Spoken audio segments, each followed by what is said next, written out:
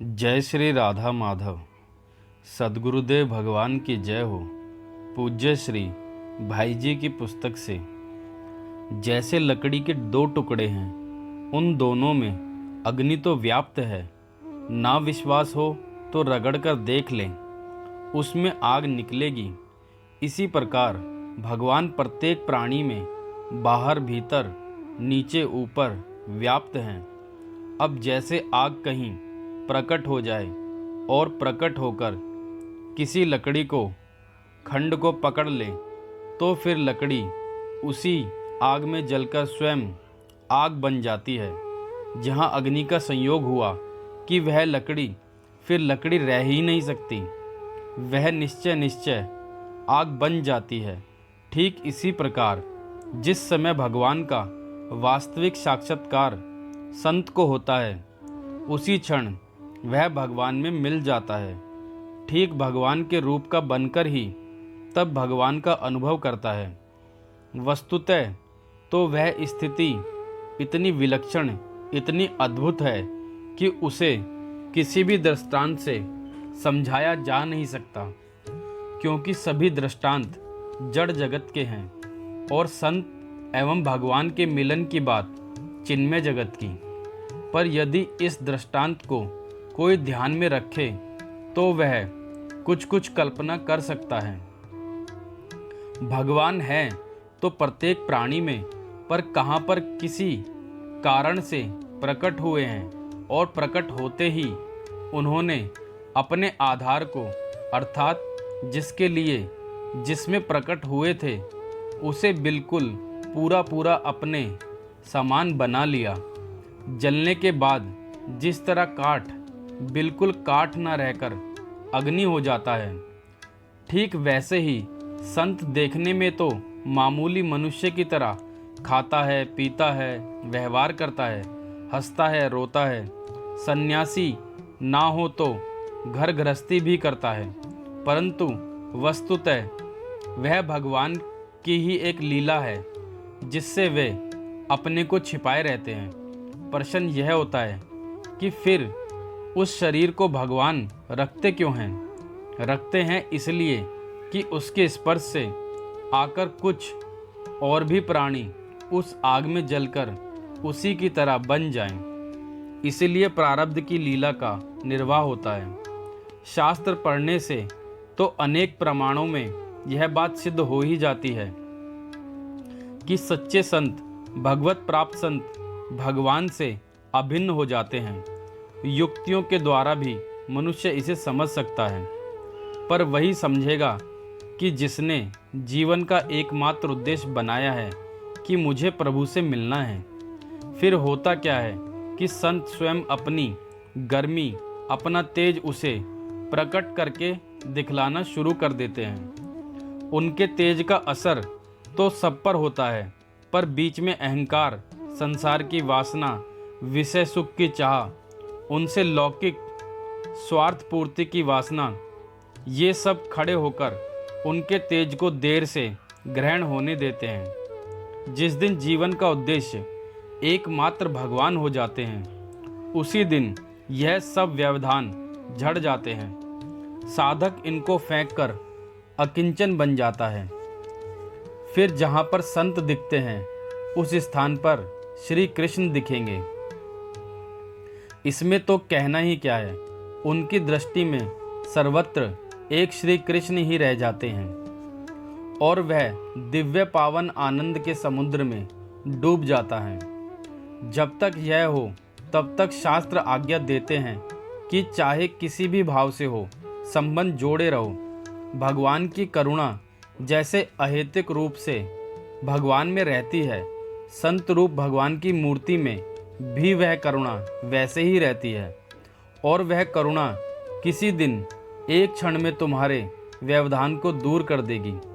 अवश्य ही अलग हटोगे तो भी निस्तार तो हो ही गई, क्योंकि एक बार का संबंध ही निस्तार के लिए पर्याप्त है। पर कुछ देर लगेगी, क्योंकि आखिर नियम में सब होता है। कोई कहे कि संत अपने आप को प्रकट करके जीवों का उद्धार क्यों नहीं करते, तो इसका उत्तर यदि इसमें लाभ होता तो आप ठीक समझे, यह है कि वे प्रकट होकर नाचते। जिस समय प्रकट होने से लाभ होता है उस समय प्रकट भी होते हैं, हुए हैं। पूर्व काल में महाप्रभु चैतन्य देव प्रकट हुए थे और खुलेआम प्रेम का वितरण उन्होंने किया था। उस दिन पेट में प्रेम की भूख थी।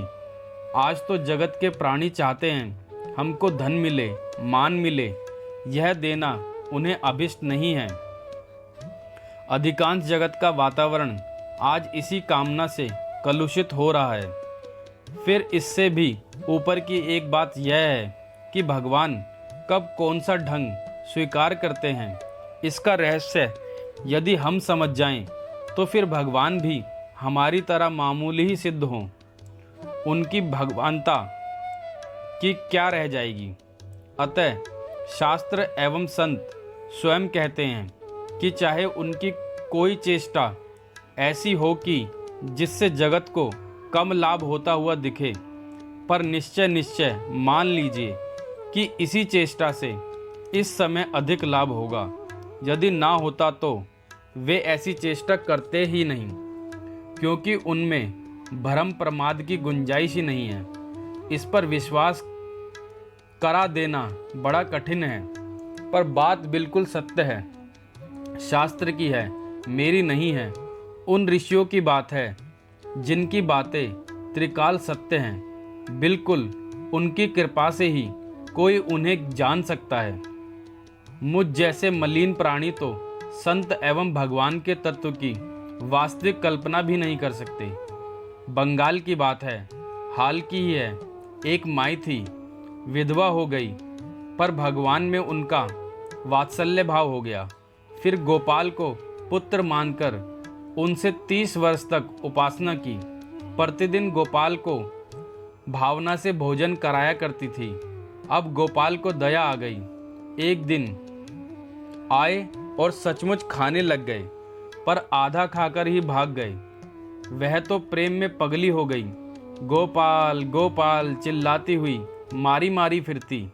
उन्हीं दिनों रामकृष्ण परमहंस नाम के कलकत्ता में एक बहुत बड़े महात्मा हुए थे। कुछ लोग उन्हीं के पास जा रहे थे। लोगों ने उस माई से कहा, चल बुढ़िया, गोपाल वहाँ मिलेंगे।